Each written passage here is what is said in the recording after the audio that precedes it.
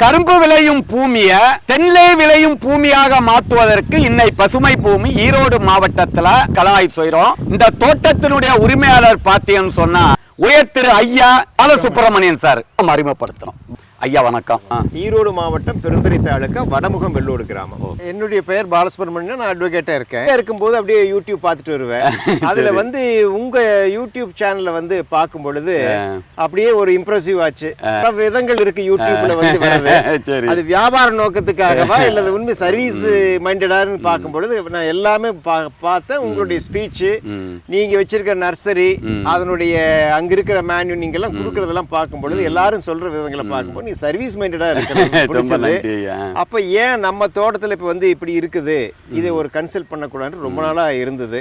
அப்புறம் நான் இடையில மாப்பிள்ளை டிஸ்கஸ் பண்ணிட்டு அப்புறம் உங்களோட ஒரு அப்பாயின்மெண்ட் வாங்கிட்டு அப்ப உங்களுடைய ஆலோசனை கேட்டுட்டு ஒரு 3.25 ஏக்கர் வரும். இதுல இப்ப என்ன மாதிரி வெரைட்டி எப்படி வைக்கிறது மண்ணை பாக்குறேங்க.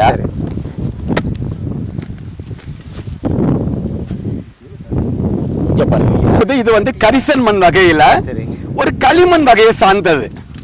ஒரு நல்ல மண்ணுன்னு சொன்னா இப்படி நம்ம எடுத்துக்கிட்டு உடையணும். இது அவ்வளவு உடையாது. களியினுடைய அளவு இது அதிகம்.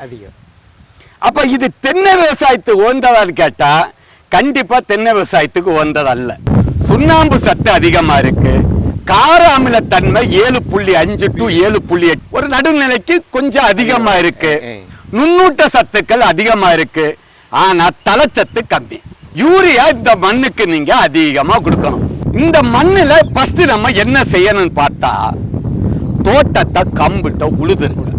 நம்ம மண்ணை என்ன வறண்டு மேடு படுத்திட்டேன்னு வைங்க. சரி, ஐயா சொன்ன மாதிரி இப்படி ஸ்லோப்பாக்கி சென்டரா குவியெல்லாம் கொண்டு வந்துட்டோம். அப்படி உயரம் இன்னும் கொஞ்சம் உயரம். இதுதான் உயரம். சரி, தர மட்டத்திலிருந்து ஒரு 2.5 அடி, அதிகபட்சம் 3 அடி. இதுல இருந்து இப்படி ஸ்லோப்பு.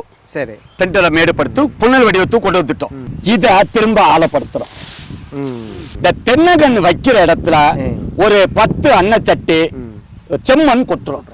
இதுக்கு வேர் வளர்ச்சிக்கு 10 கிராம் பூம்பு பூசர், 100 கிராம் மண்ணின் வைரம், 1/2 கிலோ தென்னை நாட்டு மருந்து வேர் வளர்ச்சிக்கு நல்லா அப்படி போட்டு மிக்ஸ் பண்றோம்.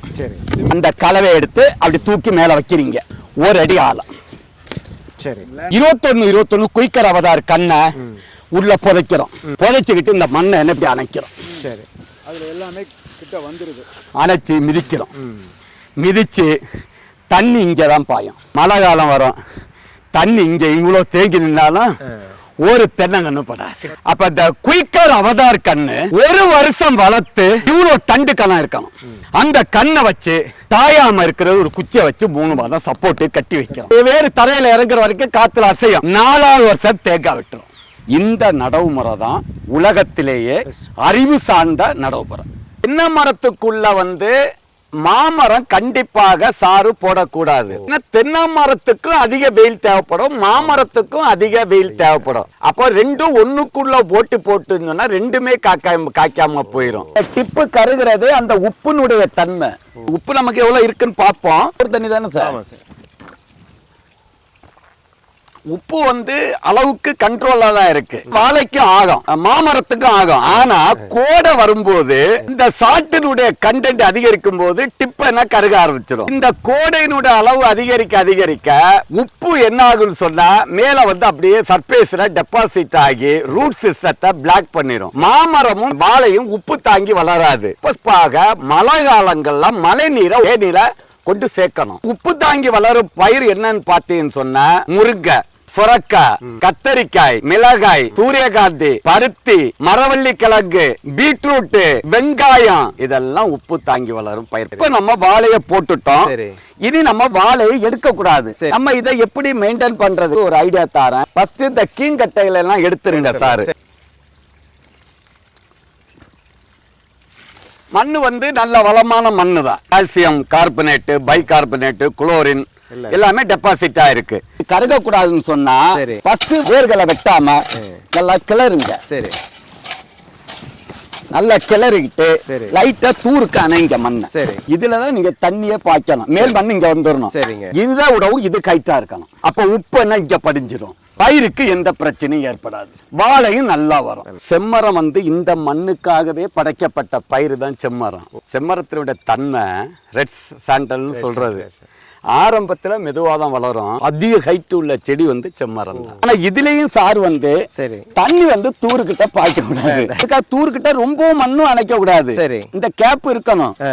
நான் அணைக்கிறேன்னு சொல்லிட்டு இது வரைக்கும் நீங்க மண்ணை ஒசத்த கூடாது. தண்ணி பாயணும். ரெண்டாவது இந்த செம்மரத்துக்கு அதிக தண்ணி ஆகாது. இப்ப நம்ம ஐயாவுடைய தோட்டத்துல தென்னை நடைமுறை பற்றி செய்தோம். இப்ப நம்ம ஐயா கிட்டே கேட்போம். ஐயா எப்படி விளக்கம் எப்படி? இல்ல, உங்களுடைய தெளிவுரை ரொம்ப நல்லா இருக்கு. நாங்க செய்ய வேண்டிய வேலைகளை நாங்க செஞ்சோம். மீதி இதெல்லாம் பசுமை பூமி செஞ்சு கொடுத்து இது ரோல் மாடலா இந்த பகுதியில இந்த மாதிரி ஒரு பூமியில கொண்டு வர முடியுமான்னு நீங்களும் ஒரு சேலஞ்சா எடுத்துட்டீங்கன்னா அது நீங்க செய்யக்கூடிய சர்வீஸ்க்கு அனதர் பிளஸ்.